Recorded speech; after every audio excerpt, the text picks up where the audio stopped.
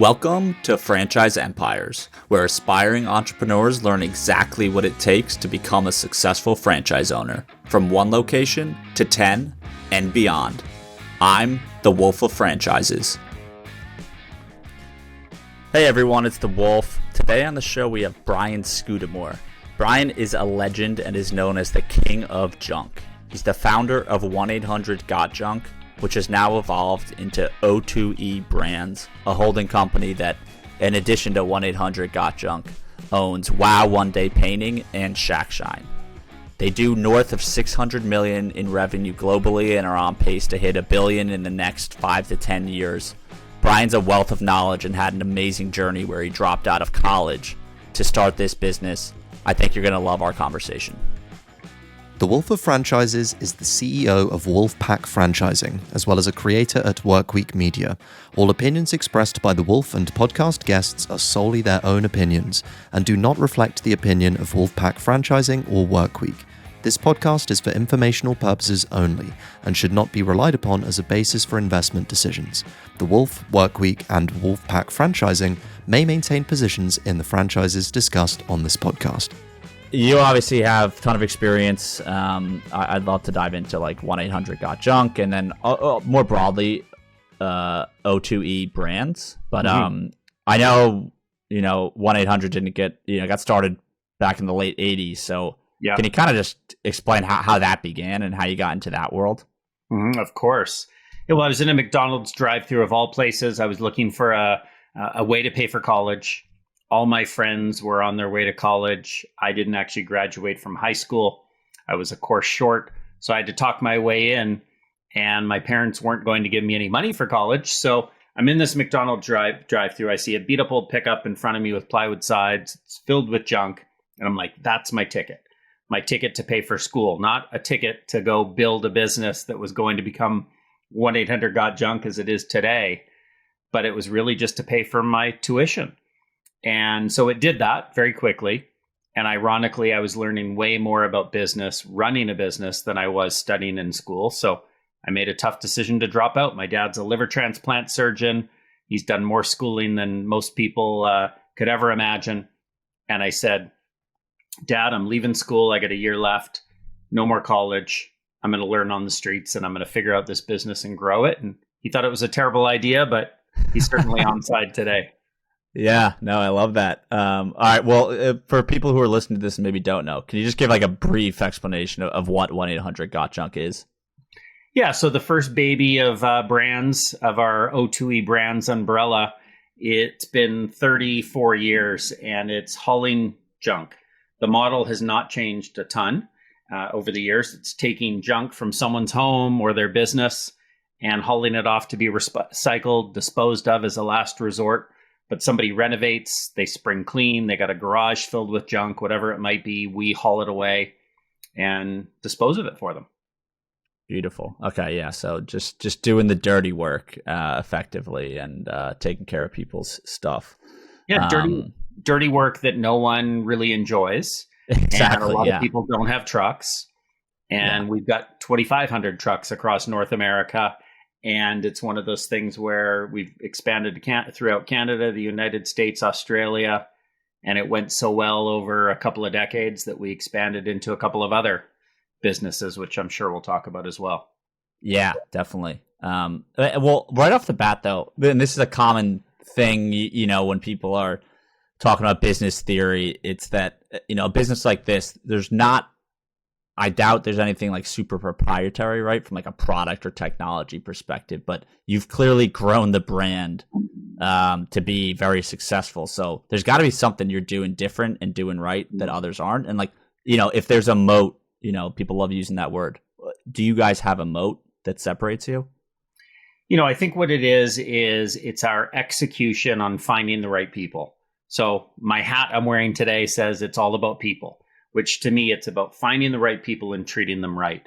In 1994, 5 years into the business, I fired my entire company of 11 people because I didn't have the right people.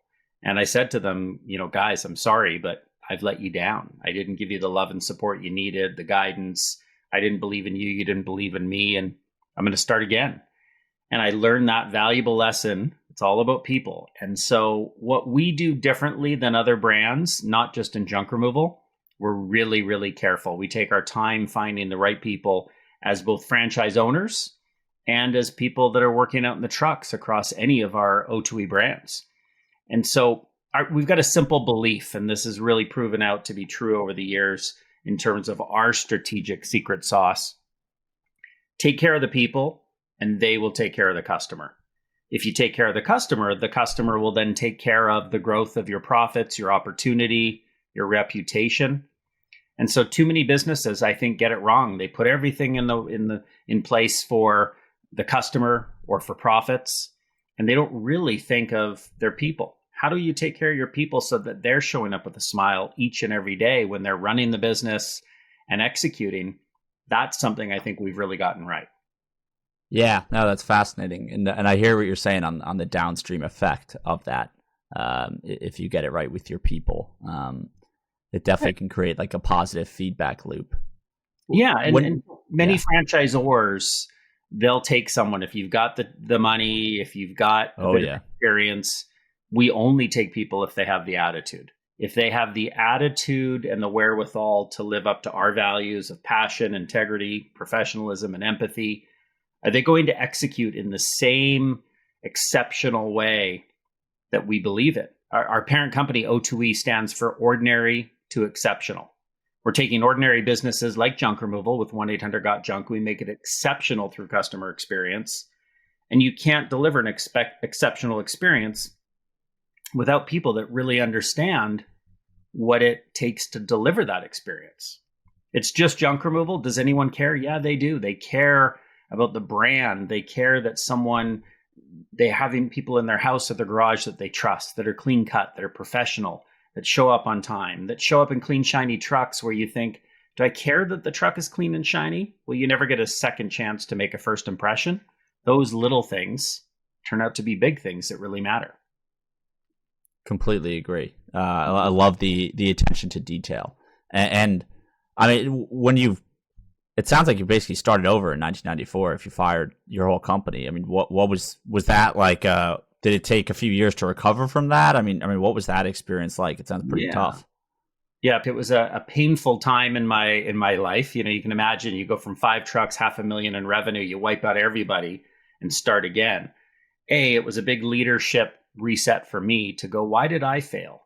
Why wasn't I finding the right people, or why wasn't I able to lead them to the next level in the business? And so wiping that team out and starting again, it was a big reset. I figure it probably took me 6 months to rebuild the business and start to hire people differently. And what I did differently was a simple thing. Today, we call it the beer and barbecue test. When we hire people in our team, we ask ourselves, would we have a beer with them? Would we go for a cup of coffee with them? Do we find them interesting and interested? Are they good people that just get that this is beyond just a job?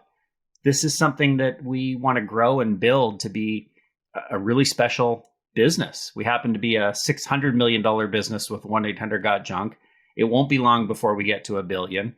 You don't do that without phenomenal people.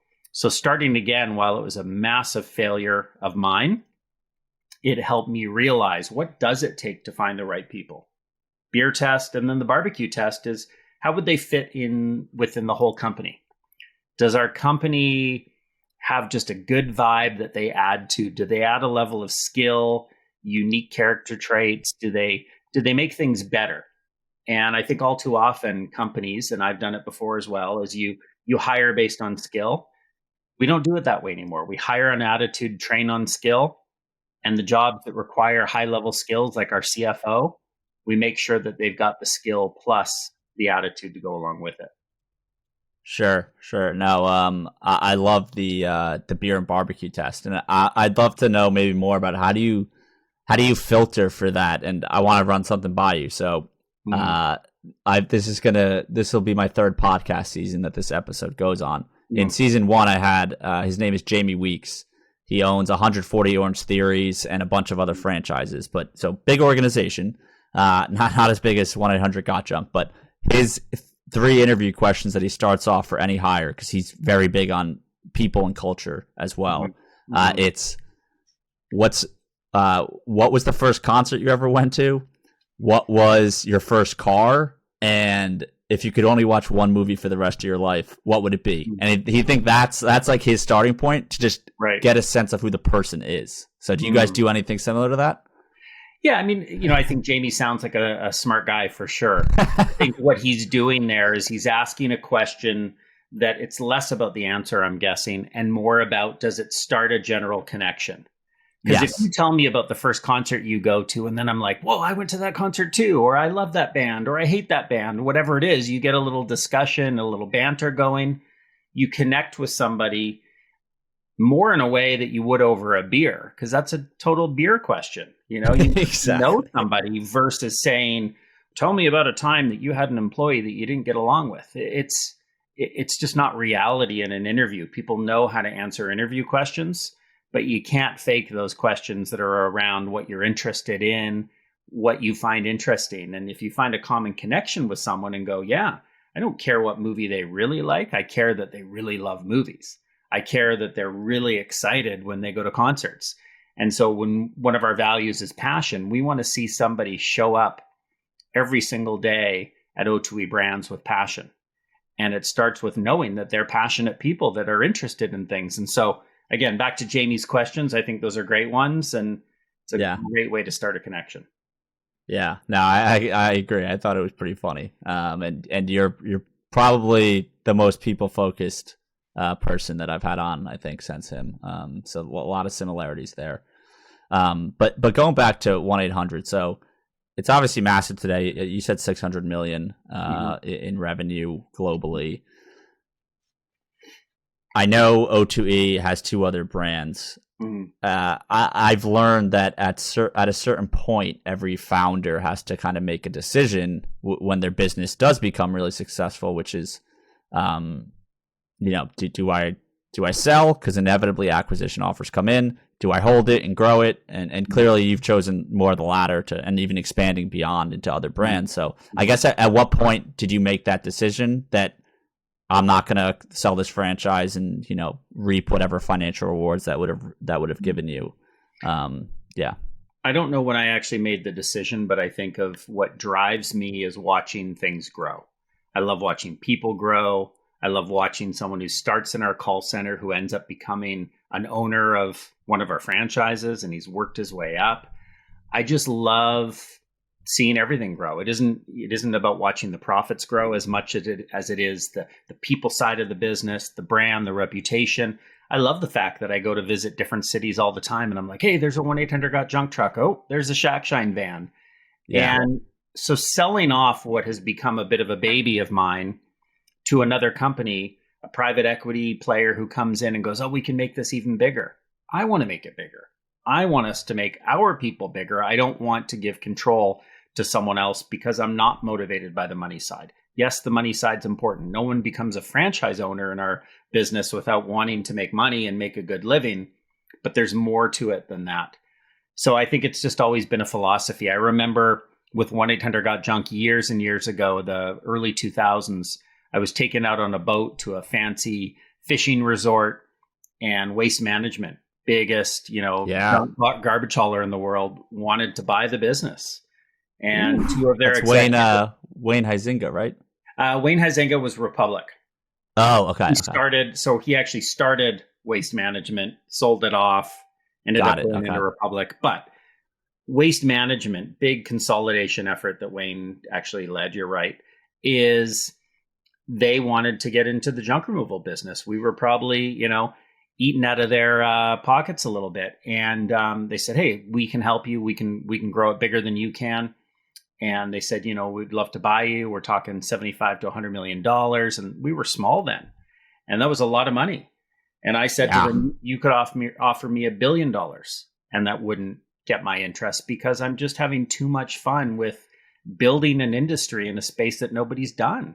We got to pioneer the junk removal space. It was always a fragmented mom and pop type business. And so there we were on a boat away from shore, a couple of garbage execs. I thought, oh no, here I am saying no to these guys. Am I ever going to make it back home? Obviously I did.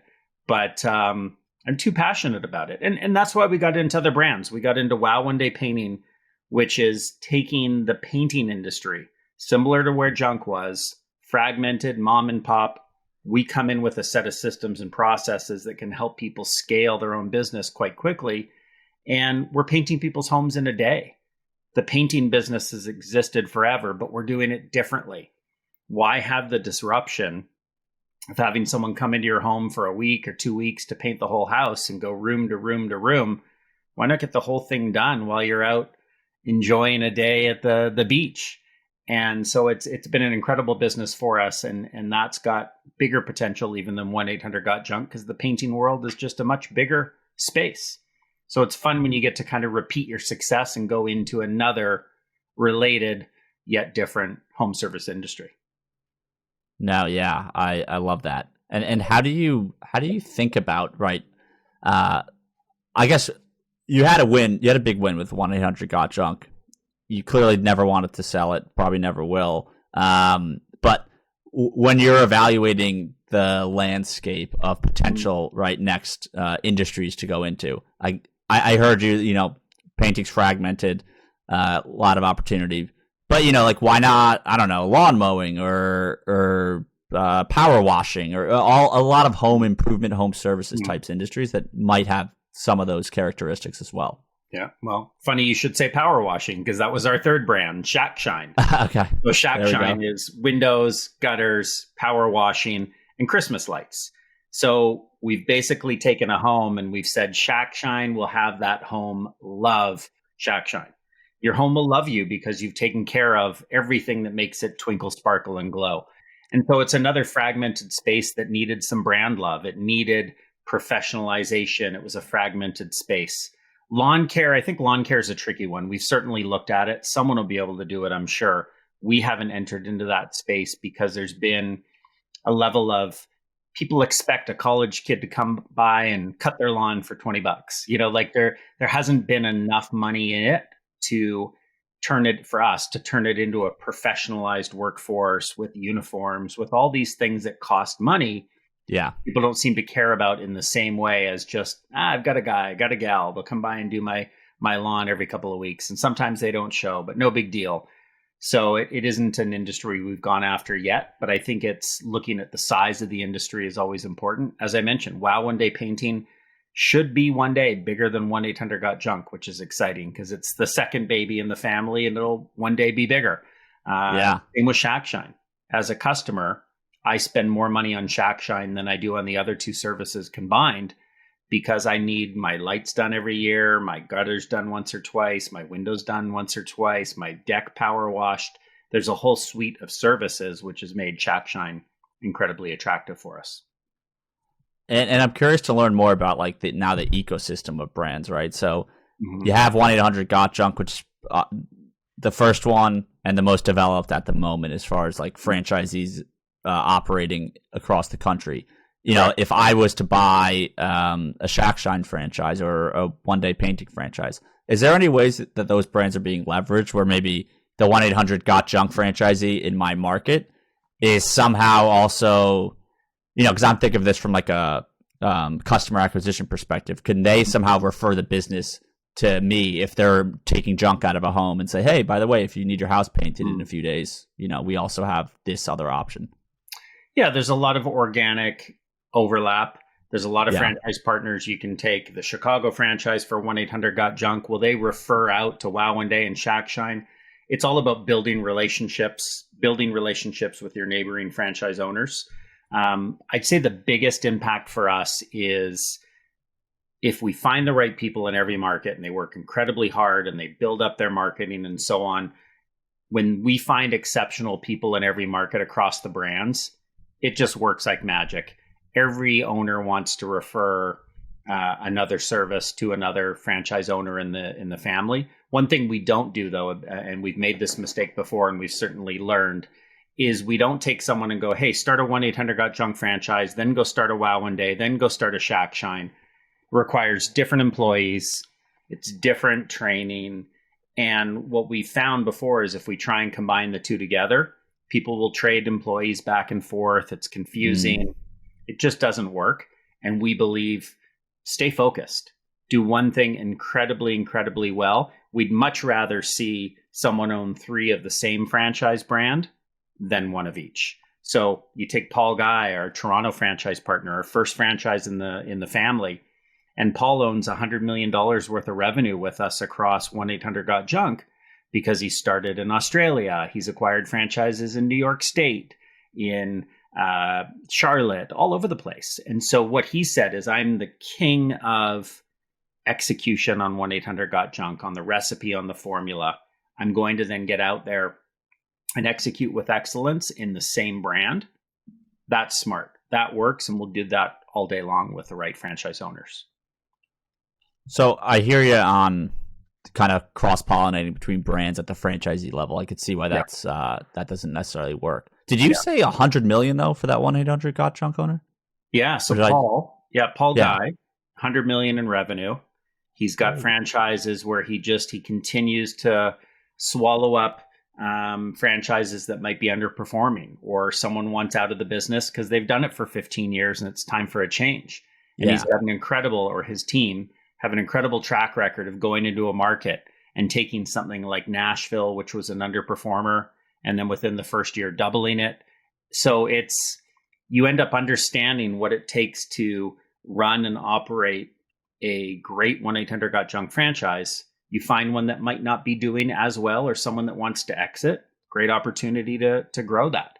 And we've actually got 2 franchise owners that are doing about $100 million in revenue. We've got Tyler and Josh in Kansas City, who have also gone on the same spree of buying some rural markets like Reno, Nevada, a suburb of Indianapolis. Like, these guys are getting out there and also doing what they learned from Paul, and it works. So it again further sort of doubles down on our strategy of don't cross-pollinate, but have people just continue to grow within the family with that one brand.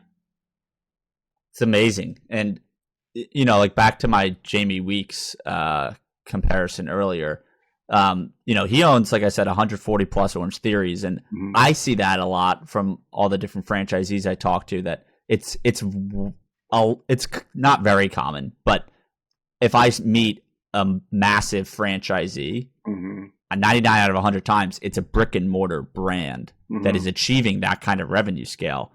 This is the first time I've heard of what I characterize more as like a service franchise, right? There's no brick and mortar required, right? It's not a restaurant or a gym or anything. Right. I mean, operationally, and the knock on service franchises is, hey, they're great for cash flow, too hard to scale because you need more. If you're going to try to drive more revenue, you need to hire more people, and that's going to bottleneck you at some point. So I've never heard of someone doing $100 million. I mean, do you have like a pushback to kind of that general premise of like it is, because clearly there's franchisees in your system that are proving it is very scalable?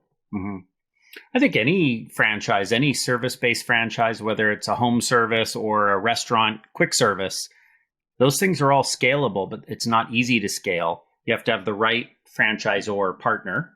You also have to have someone who's proven themselves with the first location, the second, the third. They build momentum.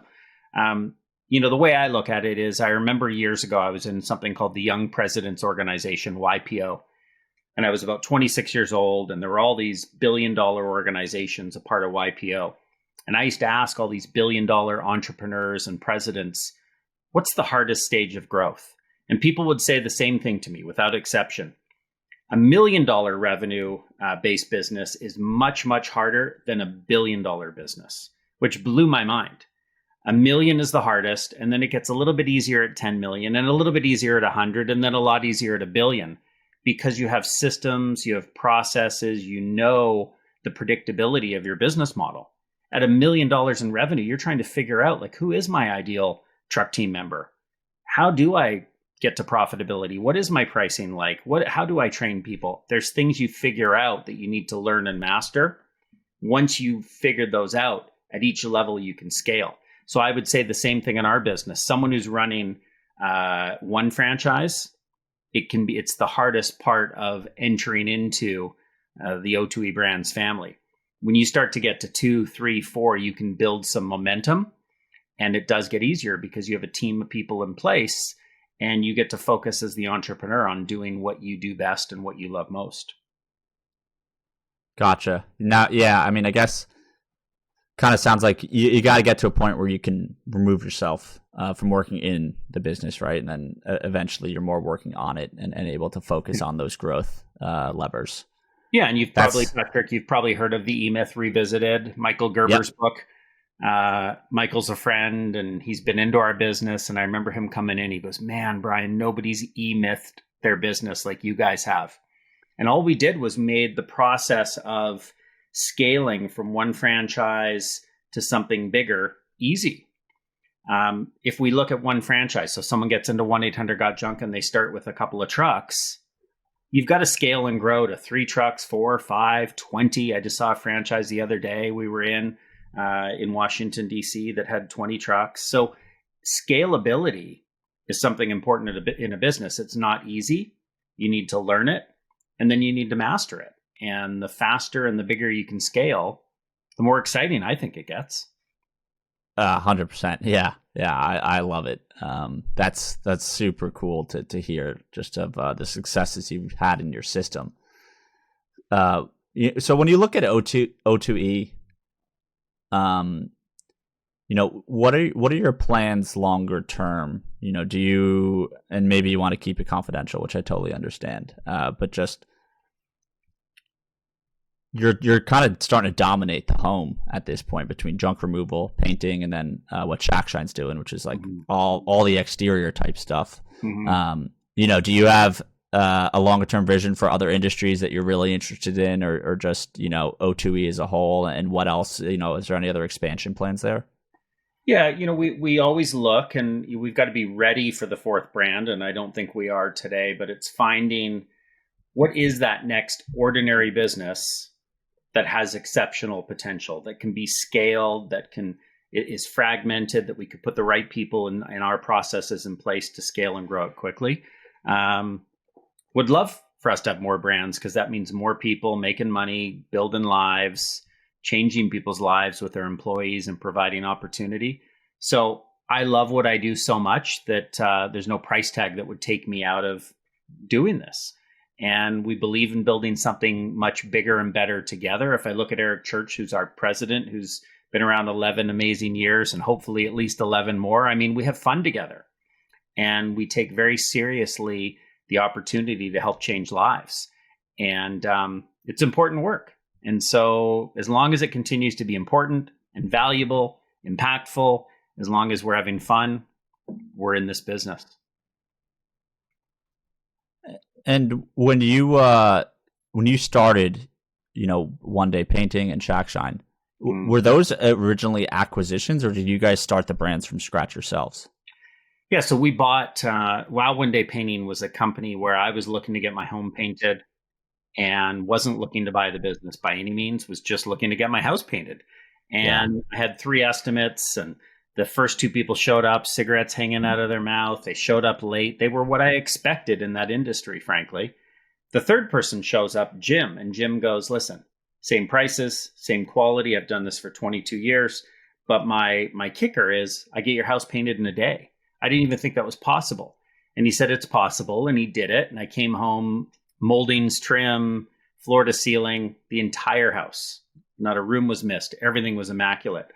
And I said, "Wow, how did you do this?" And the word out of my mouth, as I just said, was wow. So we looked at buying his company. We partnered at first, bought him out, and we rebranded the business Wow One Day Painting, because that's the feeling that a customer gets when they come home to open the door for the first time and go, wow. And all it was, it's funny because I was like, how does he do this? It's not possible. And painters are the critiques in our world that say it can't be done. We all know you paint one room, one person can paint one small room in a day. 2 people can paint one big room in a day. You just put the right number of people in the right rooms. They don't even bump into each other. They're in separate rooms. Yeah, it's a numbers having game. Enough people. And so many people go, service-based business, you need employees. You know what? That's something we figured out. And when we get people who want employees, who like the fun and the excitement of working with people, it's an opportunity for them to build some pretty awesome businesses. That's great.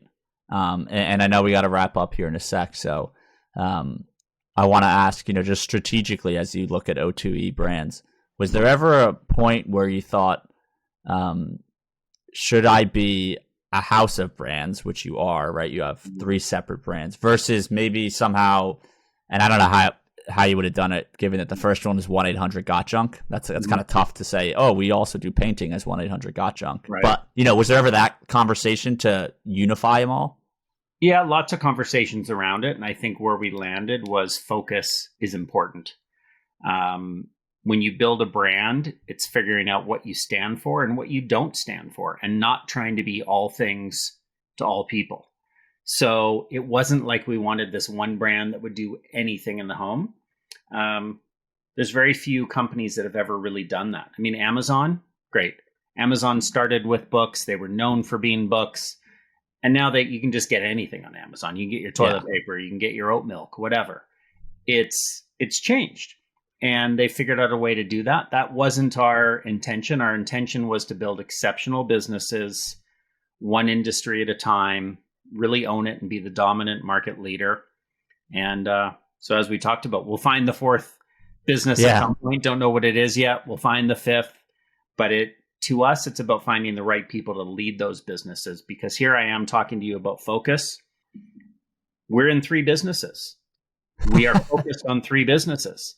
But they each have a president, a managing director running them. They're responsible for the P&L. They're responsible for all the people.